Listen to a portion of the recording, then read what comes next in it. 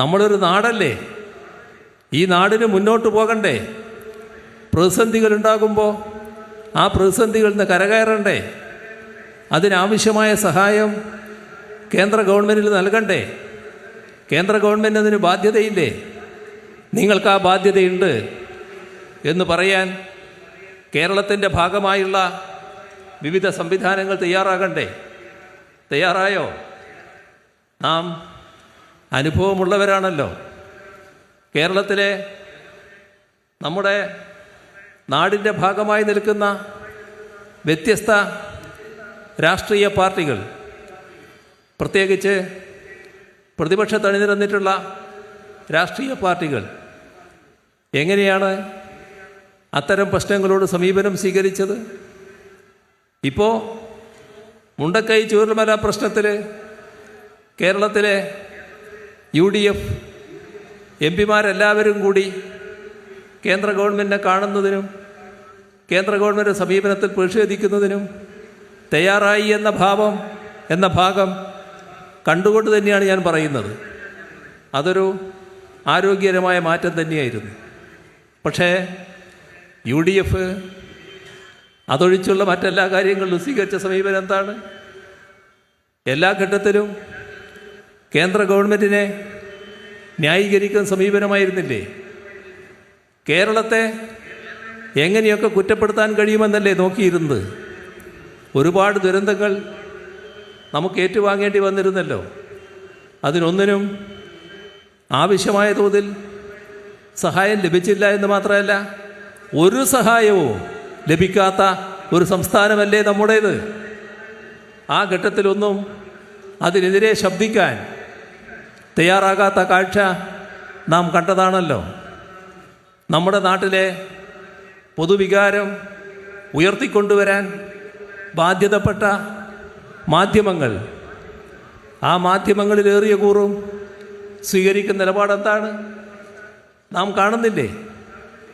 ഇന്നത്തെ ഇന്ത്യയിൽ കേന്ദ്ര ഗവൺമെൻറ്റിനെ അനുകൂലിക്കാൻ വല്ലാതെ വ്യഗ്രത കാണിക്കുന്ന ഒരുപാട് മാധ്യമങ്ങളുണ്ട് എന്നത് നമുക്കെല്ലാം അറിയാവുന്നതാണ്. ഇവിടെ നമ്മുടെ നാടിൻ്റെ താല്പര്യം പൂർണ്ണമായി ഹനിക്കുന്ന അവസ്ഥ വരുമ്പോഴും നാടിൻ്റെ ഭാഗമായി പ്രവർത്തിക്കുന്ന മാധ്യമങ്ങൾക്ക് കേന്ദ്ര ഗവൺമെൻറ് സ്വീകരിക്കുന്ന തെറ്റായ സമീപനത്തിനെതിരെ ശക്തമായ നിലപാടെടുക്കാനോ അതിനെ തുറന്നു കാണിക്കാനോ സാധിക്കുന്നില്ല. കേന്ദ്രം ഭരിക്കുന്നവർക്ക് രാഷ്ട്രീയ നിലപാട് കാരണം കേരളത്തോടും കേരളത്തിലെ ജനങ്ങളോടും വിരോധമുണ്ടായിട്ടുണ്ടാകാം. എന്തിനാണ് ആ വിരോധം ഇവിടുത്തെ മാധ്യമങ്ങളിലേക്ക് പകരുന്നത്? ഇവിടുത്തെ മാധ്യമങ്ങൾക്ക് അത്തരമൊരു വിരോധമുണ്ടാകേണ്ട കാര്യമുണ്ടോ? നിർഭാഗ്യവശാൽ നമ്മുടെ നാട്ടിലെ മഹാഭൂരിഭാഗം മാധ്യമങ്ങളും ഈ ഒരു നിലപാടല്ലേ സ്വീകരിക്കുന്നത്. ഇത് ദുരന്തമുഖത്തുള്ള കഥ.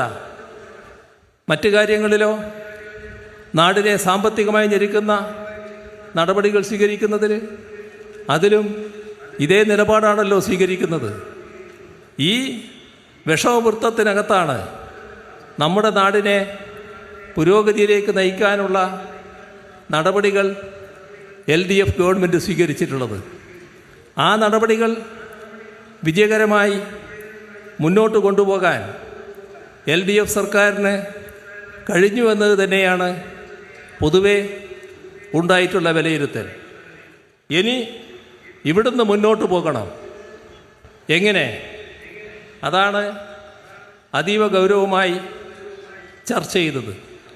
ഇവിടെ നാടിൻ്റെ വിഭവശേഷി ചോർത്താനുള്ള വല്ലാത്ത ശ്രമമാണ്, അതിനെ വലിയ തോതിൽ ദുർബലപ്പെടുത്താനുള്ള ശ്രമമാണ് ഒരു തരത്തിൽ കേന്ദ്ര ഗവൺമെൻറ് നടത്തുന്നത്. അപ്പോൾ കേന്ദ്ര ഗവൺമെൻറ്റിന് സഹായമില്ലെങ്കിൽ നമ്മുടെ നാട് മുന്നോട്ട് പോകേണ്ടതില്ല എന്ന സമീപനം നമുക്കെടുക്കാൻ പറ്റുമോ?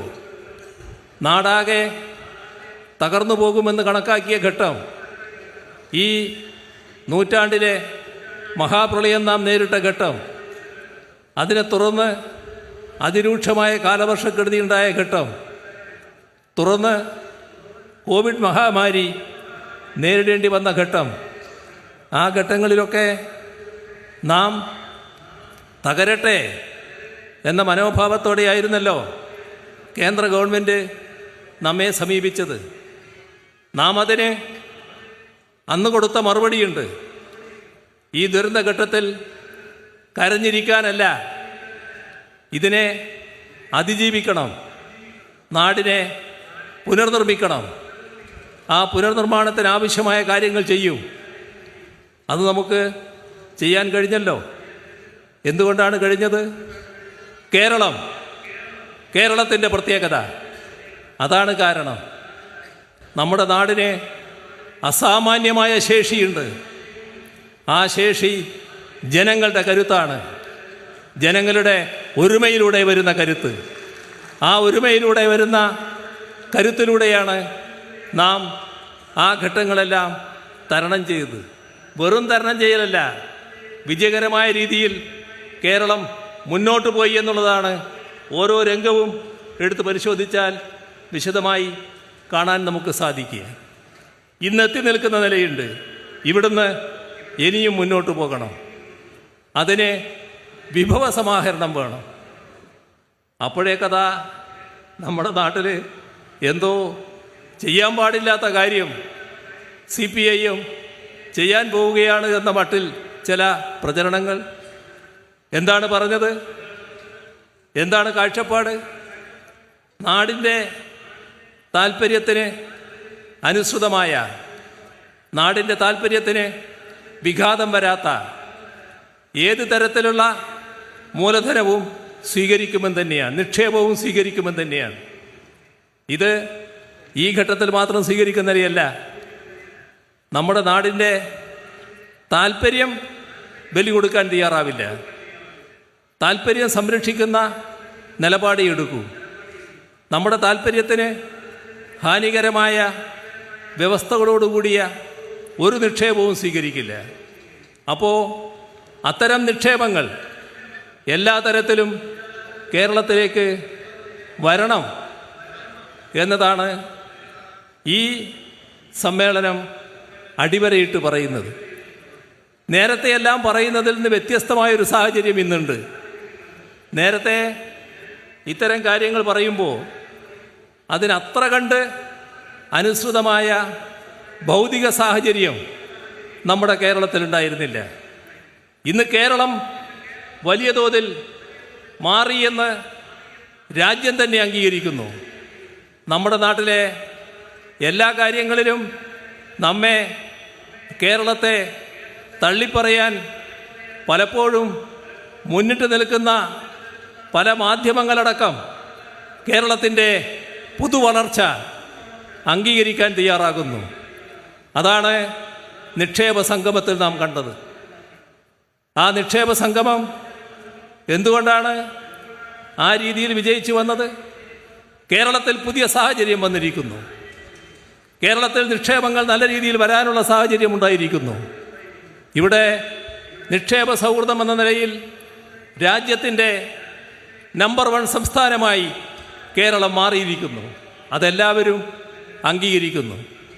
അതിൻ്റെ ഭാഗമായി നമ്മുടെ നാട്ടിൽ വിവിധ കമ്പനികളെത്തുന്നു, വിവിധ നിക്ഷേപകരെത്തുന്നു. അവർ 1.5 ലക്ഷം കോടിയിലധികം ആദ്യഘട്ടത്തിൽ തന്നെ നിക്ഷേപ വാഗ്ദാനം, ഇപ്പോഴത് 1.25 ലക്ഷം കോടി എന്നതിലേക്ക് കടക്കുന്നു. നമ്മുടെ നാടിൻ്റെ ഒരു മാറ്റമാണിത് കാണിക്കുന്നത്. ഈ മാറ്റം ശരിയായ രീതിയിൽ കൊണ്ടുപോകാൻ നമുക്ക് കഴിഞ്ഞാൽ വലിയ തോതിൽ നിക്ഷേപം സമാഹരിക്കാൻ നമുക്ക് സാധിക്കും.